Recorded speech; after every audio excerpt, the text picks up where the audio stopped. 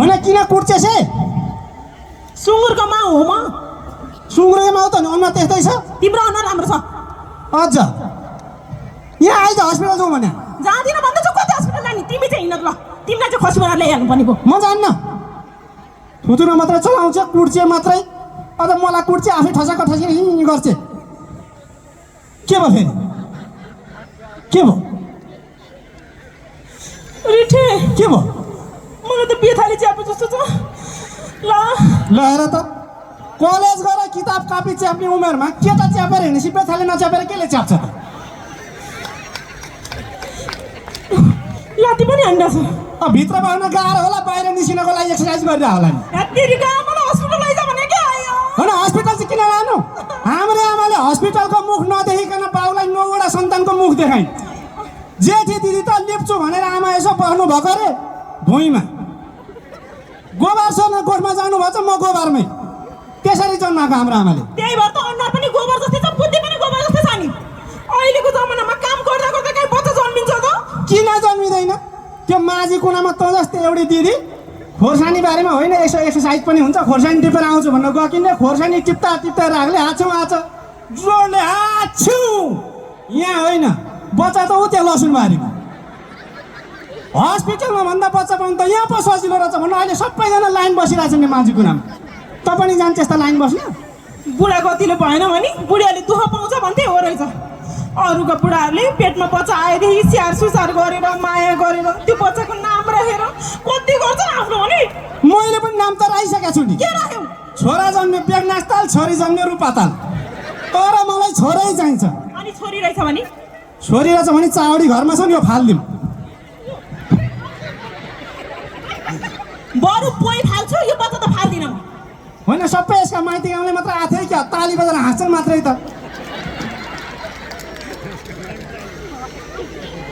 जिन्दगीमा केटा सबै गर्नु लभ म्याजिक नगर्नु देखिहाल्यौ 4वटा कलङ 8वटा हुने गरी हानी ल तारा तिमी पनि आथ्यौ लात्ता हानेको त देखिनौ नि धेरै तारा तारा भनेर दारा नदेख अहिले भेट्लासी फेरि भेटिसक्यो अघि नै स्टेज पछाडि भेटेर भइसक्यो हाम्रो तर मैले त्यस्तै खसी बनाउँछु त भने होइन नि मेरो यो पेट बढी सँगसँगै यसको त्यो तारासँग पनि निकै हिमचिम बढेको छ अब हामी छोरा मान्छेको मन ठुलो हुन्छ क्या बिचरा ताराको बुढो विदेश गएको 1 वर्ष भयो छिमेकमा चाहिँ यसो साह्रो गाह्रो पर्दा छिमेकको नाताले सघाउनु गएको हो रिठे त्यो पल्ला घरे रमेश छ नि त्यसको बुढी पनि विदेश गएको 6 महिना भएछ के बिचरा एक्लै छ म नि सघाउन जाऊँ सघाउन किन त पहिल्यै जान हो तिमीले सघाउन जाँदा चाहिँ केही नहुने मैले सघाउन जाँदा चाहिँ पहिले जानु पर्ने यो 4.5 बच्चाको आमालाई कसले लान्छ यहाँ हो पाएदेखि बद्री पनि नाइले लान्थ्यो नि मुख मिठेर बसेका छन् के अरे दाँत छैन रे मोली खानालाई दाँत चाहिँदैन क्या दाइ ओठ्रा गालो भयो भइगयो नि हिँड्यो हिँड्यो हिँड्यो होइन को हिँड्यो पति पनि दाइ हिँड्नु भयो होइन होइन मेरो पेटमा बच्चा हिँड्यो हिँडाइ छोराको जस्तो छ कि छोरीको जस्तो छ छोरीको जस्तो छ त्यसो भए सिधै तमाथि सौता हाल्छु म यसपाला ल हेरौँ त कसरी हाल्दो त सौता मेरो कारणले गर्दा मात्र छोरी हुने हो नेपालको कानुनले अहिले दोस्रो बिहा गर्न त दिँदैन नेपालको कानुनले दोस्रो बिहा पो गर्न दिँदैन त लुसुक्क कसैले थाहा नपाउने गरी कोठा खोजेर छुटेर हान्न त दिइहाल्छ नि ए तिमीले खुसुक्क केटी खोजेर कोठामा राख्यो भने म पनि खुसुक्क केटा खोजेर कोठामा राखिदिन्छु ल होइन ए ग्वाङ्ग्री समाजले के भन्छ तिमीले ल्याउँदा चाहिँ समाजले केही नभन्ने मैले ल्याउँदा चाहिँ के भन्छ जेसुकै भन्नुहोस् धेरै रिस उठ्यो भने घरमै यार भित्राइदिन्छु म मेरो इज्जत कहाँ पुग्छ तिमीले ल्याउँदा चाहिँ मेरो इज्जत केही नहुने मैले लिएर आउँदा तिम्रो इज्जत कसरी जान्छ म छोरो मान्छे हो नि त तिमी छोरा मान्छेको मात्रै हुन्छ इज्जत हामी छोरी मान्छेको हुँदैन छोरी मान्छेको इज्जत भनेको हामी बुढाहरू हो नि त सबै यसका माइती गाउँले नै आकार छन् क्या ताली मात्रै बजाउँछन् त पहिला यो मेरो नाक चारी चुच्चा चा जस्तो चुच्चा थियो यसले लोपा खुवाउँदा खुवाउँदा खुवाउँदा यस्तो बनाइदियो तिमीले पनि त मलाई यस्तो बनाइदियो नि लभ गर्ने बेला के भन्थ्यौ निशा हामी दुईजनाको बिचमा कोही आउन दिन्न 4 चोटि त आइसक्यो यो त 5औं हो छोरा नपाउन्जेलसम्म त बस्यौँ नि यो त आइरहन्छ ल म छोरा पाउन सक्दिनँ के अर्थ तिमीले होइन छोरी चाहिँ पाउन नसक्ने छोरा पाउन चाहिँ किन नसक्ने नसक्दाखेरि राजीनामा दे अर्की ल्याउँछु कसले पत्याउँदा हेर्छु म पनि कसले पत्याउँछ अरे किन पत्याउँदैन त तैँले नसकेपछि मलाई त बाटो खुला गरिदिनु पर्यो नि। अर्की ल्याउँछु, छोरा पाउँछु, प्लस 2 गर्छु, विदेश पठाइदिन्छु। होइन प्लस 2 पढाएर विदेश चाहिँ किन पठाउनु पर्ने? छोरा विदेश गयो भने आइफोन पठाउँछ, आइफोन पठाएपछि फेवातालको छेउमा बस्छु, तालका फोटो खिचेर देखाउँछ कसैलाई। ए भनेपछि मैले तिमीलाई विदेश पठाउनुको लागि छोरा पाइदिनु पर्ने? तैँले मात्र होइन, अहिले अधिकांश नेपालीले छोराछोरी पाउने भनेकै विदेश पठाउनलाई हो। पहिला 10मा टिका लाएर के भन्थे थाहा छ? सन्तानले डाँडा काँडा ढाकुन् भन्थे। अहिले त्यसो भन्दैनन्। सन्तानले देश होइन विदेश ढाकुन्, बाबुआमालाई तेल भिसामा डाकुन्। मेरो आधी उमेर गइसक्यो, कि छोरा दे कि डिभोर्स दे। ए अहिले आएर डिभोर्स माग्यो होइन? ऊ बेलामा मेरो बाबुआमाले नमान्दा किन भगाएर ल्यायो त मलाई? अब बिहा गर्न पैसा थिएन, त्यही भएर भगाएर ल्याएन। ल ठिक छ, तिमीलाई डिभोर्स चाहिएको रहेछ, म डिभोर्स दिन्छु। ल तारा कुरो मिल है। यो डिभोर्स दिन लागेको बुढालाई कसले गइ खान्छ? हामी खाइदिउँ न त। भयो, मन जोडिँदा त डिभोर्स माग्यो, थुतुनु जोडेर के हुन्छ? सास मात्रै गनाउँछ। के त अब वकिललाई पेपर ल्याउँ त? लिएर आऊ, वकिल पनि लिएर आऊ, पेपर पनि लिएर आऊ। त्योभन्दा अगाडि चाहिँ लाल पूर्जा लिएर आऊ। भने लाल पूर्जा चाहिँ किन? डिभोर्स गर्दा साँची पाउनुपर्छ क्या हो? आधी सम्पत्ति चाहिएन? अनि आधी सम्पत्ति कसलाई? मलाई। डिभोर्स गर्दा तँलाई आधी सम्पत्ति पनि दिनुपर्छ? पारिगयो नि। मरे म। सम्पत्तिको कुरा गर्न साथै छारे रोग लाग्ने ढलिसक्यो। उठ आया, उठ भनेको मान्दैन, उठ भने। तारालाई अर्को केटाले लैसक्यो म। को त्यो तारा लाने?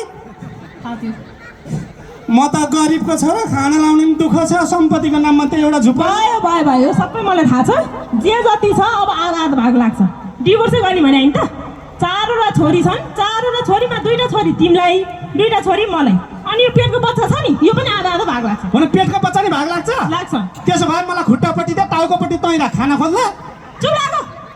तिमीले त त्यो 4वटा छोरीको बिहादान पनि गर्नुपर्छ। त्यही छोरीबाट पन्सिन खोजेको 2टीको बिहादान पनि गर्नुपर्छ भन्छ। हे तेरिका, तिमीलाई छोरै चाहिँ किन चाहियो? छोरो भए मरेपछि यसो आगो लगाइदिन्छ नि त। ए आगै लाउनु त किन छोरा चाहियो? छोरीले नै आगो लाउनु मिलिहाल्छ नि। छोरा छोरी नै भएन भने पनि सलाएर दाउरा होइन आगो लाग्छ। कुरै बुझ्दिन। छोरो भयो भने वंश बढाउँछ नि त। ए वंश छोराले बढाउँछ? त्यसमा तिमीले मलाई किन ल्याएको? एक्लै वंश बढाएपछि भइहाल्थ्यो नि। कुरै बुझ्दिन यो ग्वाङ्ग्री। अहिले जमाना ठिक छैन, टिकटक सिकटक बनाउने, झल्याक झुलुक गर्ने। छोरी पायो भने पहिला गयो भने हाम्रो नाक काटिँदैन? ए अनि छोराले पनि त अर्का छोरी पहिला ल्यायो भने नाकै काटिन्छ हो नि। बुझ्दै बुझ्दिन। छोरो पाइयो भने पछि पाल्छ नि त बुढेसकालमा हामीलाई। यो पाल्छ? यता आऊ त। ऊ त्यो साइलाबादी हो? त्यो दाँथुल्या बुढा। ए त्यो बाको 3टा छोरा। एउटा छोराको परिवार अस्ट्रेलिया, एउटा छोराको परिवार अमेरिका, एउटा छोराको परिवार जापान। बिचरा मसम्म आउनु मन लागेछ। बुढा मान्छे एक्लै आउनु कुरो भएन। ऊ छोरी ज्वाइँसँग पछि लाएर आएको छ। ए छोरी ज्वाइँ पो म त गर्लफ्रेन्ड हो कि भने। यता आऊ। ऊ त्यहाँ हेर त, त्यो माइली आमालाई। ती माइली आमाको एउटा मात्रै छोरा। ओहो लवाई खवाई पढाइ राजालाई जस्तो गरेर राखेको थियो। अहिले बिहा गर्यो, छोरा बुहारी एकातिर, आमा एकातिर। पाल्यो त छोराले। छोरा छोरीले बाउ आमालाई पाले भएदेखि अहिले वृद्ध आश्रम खुल्ने ठाउँमा विद्यालय खुल्थ्यो होइन? तिमीले छोरीको महत्त्व नै थाहा रहन्छ है? तिमीलाई जन्म दिने आमाको छोरी नै हो। 5 मिनट मन नभए भन्न सक्ने को हो म? तिमी पनि छोरी नै हो। नेपालको प्रधानमन्त्रीको छोरी नै हो। नेपालको पूर्व राष्ट्रपतिको छोरी नै हो। हो सबै छोरी हो नि। मैले छोरीको बयान गर्न खोजे होइन, तर छोरा र छोरीमा भिन्नता गर्ने तिमी जस्तालाई चाहिँ छोरीको महत्त्व के हो देखाउन खोजे मात्रै हो। ठिक छ, मलाई त मेरो सन्तान छोरा भए नि छोरी भए पनि ससम्मान जन्माएर मुटुभरिको माया दिन मन छ। तर तिमी जस्तो लोग्ने मलाई चाहिएन। मलाई डिभोर्स देऊ। पढा लेखा छैन, बुद्धि पनि छैन होला भनेको। बुद्धि त भयङ्कर रहेछ यसको। कुरा त ठिकै गर्ने होइन। अब आमा बाल नभएको भए म जन्मिन थिएँ, म र यो नभएको भए अब ती छोरी जन्मिँदैन थिए। छोरा छोरा भनिरहेको छु, भोलि त्यो छोरो जन्मेपछि त्यसलाई पनि फेरि अर्काकी छोरी नै चाहियो।